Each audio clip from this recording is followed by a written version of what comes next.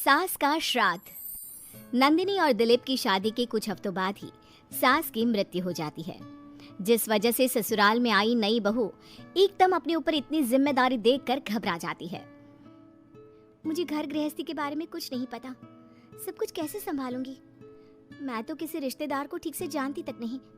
अगर कहीं कोई गलती हो गई तो लोग क्या कहेंगे? नंदिनी, तुम बेमतलब इतना टेंशन ले रही हो। घर में हम दोनों के अलावा कोई है नहीं। जैसा भी काम करो कोई जज करने वाला नहीं है। रही बात रिश्तेदारों की तो उन्हें मैं संभाल लूंगा। पति का सपोर्ट देखकर नंदिनी के अंदर हिम्मत आ जाती है। अब दोनों मिलकर एक दूसरे को संभालते हुए आगे बढ़ने लगते हैं। इसी तरह 1 साल बीत जाता है और श्राद्ध के दिन शुरू होते हैं। नंदिनी के पास सास की बहन का फोन आता है। बहू, पता है ना, श्राद्ध शुरू हो गए। जी मौसी जी, मुझे पता है। तो फिर सास का पहला श्राद्ध कब करोगे? पंडित जी से बात की? कोई तैयारी की? मौसी जी, मैं कल ना पंडित जी के पास चली जाऊंगी। ठीक है, बात करके सब अच्छे से तैयारी करना। हाँ, किसी भी रीति रिवाज में कमी नहीं रहनी चाहिए। नंदिनी मौसी सास की बात पर तो हाँ बोलकर फोन काट देती है, लेकिन फिर रीति रिवाज और श्राद्ध के बारे में कुछ पता ना होने की वजह से दोबारा टेंशन में आ जाती है। शाम को दिलीप के घर वापस आते ही उस पर अपने सवालों की बारिश शुरू कर देती है। आज मौसी जी ने फोन करके मम्मी के श्राद्ध के बारे में बोला। हाँ, मुझे याद है। तुम पंडित जी से बात कराओ, बाकी फिर वैसे ही तैयारी कर लेंगे। वो तो मुझे पता है, लेकिन मौसी जी ने साथ में रीति रिवाज के बारे में भी बोला, और इस घर की किसी भी रिवाज के बारे में मुझे कुछ भी नहीं पता। देखो, इतना सोचने की जगह जैसा पंडित जी बोले वैसा कर लो, सब सही होगा। अगले दिन दिलीप के ऑफिस जाते ही नंदिनी घर के बाकी सब काम छोड़ पंडित जी के पास जाती है, जो उसे श्राद्ध करने की तारीख के साथ क्या और कैसे करना है सब कुछ अच्छे से समझा देते हैं। घर वापस आते ही नंदिनी मौसी सास को फोन करती है। मौसी जी, 2 दिन बाद मम्मी का श्राद्ध रखा है। ठीक है, आ जाऊंगी। और पहला श्राद्ध है, इसलिए पूरे परिवार को बता देना। सब साथ में पूजा करेंगे तो दीदी को अच्छा लगेगा। मौसी के कहे मुताबिक नंदिनी सबको इन्फॉर्म कर पूजा की तैयारियों में लग जाती है। 2 दिन बाद पूरा परिवार उनके घर इकट्ठा होता है और देखते ही देखते सबके बीच ग्रह युद्ध शुरू हो जाता है, जिससे नंदिनी और दिलीप की परेशानी कम होने की जगह बढ़ जाती है। तुमने तो बोला था कि परिवार इकट्ठा होगा, सबके साथ काम कैसे निपट जाएगा पता भी नहीं चलेगा।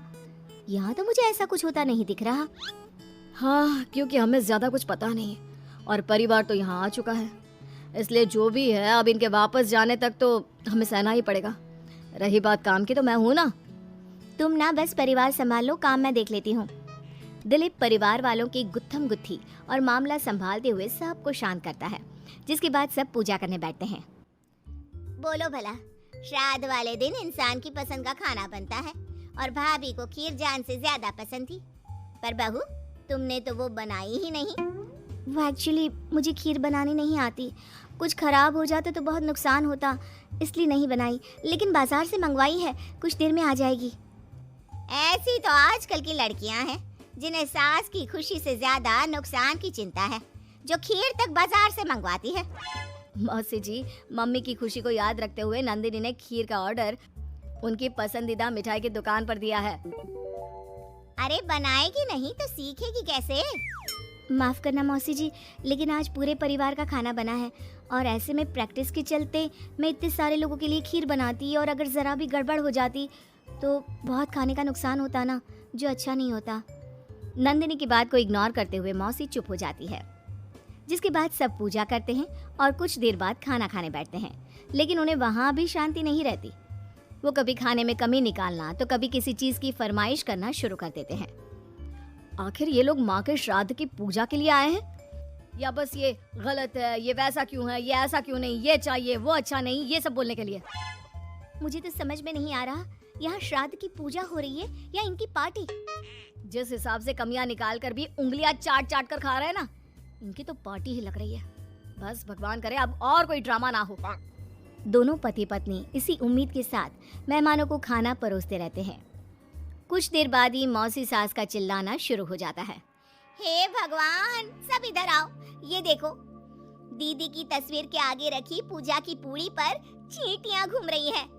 बहू, तूने दीदी की मनपसंद खीर पूजा में नहीं रखी ना, इसीलिए नाराज हो गई हमारी दीदी। मौसी, आप सबके मन में इस तरह के अंधविश्वास मत भरो। अरे उन्होंने कुछ गलत नहीं बोला। पहले तेरी पत्नी ने घर आते ही हमारी भाभी को ऊपर पहुंचा दिया और अब उनकी आत्मा को भी शांति से नहीं रहने दे रही।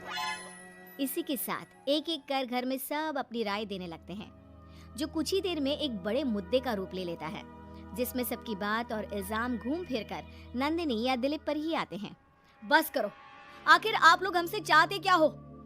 खुद तो एक दिन भी लड़ाई किए या किसी पर इल्जाम लगाए बिना रह नहीं सकते, तो फिर किस हक से दूसरों को बुरा बोल रहे हो? वो बेचारी जिस दिन से इस घर में आई है सबको खुश करने की कोशिश करती रहती है, लेकिन आप सब उसे टारगेट करने के अलावा कुछ नहीं करते। मौसी जी, आप इतने विश्वास के साथ कैसे कह सकती हैं कि मम्मी नंदिनी से ही गुस्सा है, क्योंकि अभी आप लोगों की हरकतें भी कोई प्यार करने के लायक नहीं है। दिलीप को पहली बार इतने गुस्से में और चिल्लाते देख मौसी के साथ पूरा परिवार चुप हो जाता है। आप लोगों को मुझे जो बोलना है बोलिए, फर्क नहीं पड़ता, लेकिन प्लीज मम्मी के लिए मेरे या दिलीप के प्यार पर उंगली मत उठाइए। माफ करना पर यकीन नहीं होता, एक ही परिवार में लोगों के बीच इतनी कड़वाहट कैसे हो सकती है? सब एक दूसरे को नीचा दिखाने का मौका ढूंढते रहते हैं, सबको दूसरों में कमियां निकालनी है। क्यों? रही बात चींटियों की, तो बस वो तो पूड़ी पर रखी चीनी ले जा रही हैं। आखिर उन्हें भी तो अपने खाने का इंतजाम करना है। नंदिनी और दिलीप की बातें सुन परिवार में सन्नाटा छा जाता है। सबको अपनी गलती का एहसास होता है, लेकिन गलती ना मानने का गुरूर उन्हें आगे कुछ भी बोलने से रोकता है, जिसके चलते धीरे धीरे सब चुपचाप उठकर अपने घर जाने लगते हैं। अरे सारे कहाँ उठकर चल दिए? बेशर्मो, अब भी तुम्हारे अंदर इतनी शर्म नहीं आई कि एक सॉरी बोल दो? हमने बहू को न जाने कितना परेशान किया, फिर भी उसने पलट कर किसी को कुछ नहीं बोला।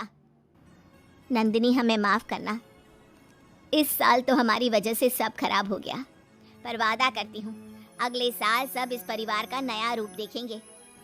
फिर मैं भी वादा करती हूँ कि अगले साल सबको अपने हाथ की बनाई बढ़िया खीर खिलाऊंगी।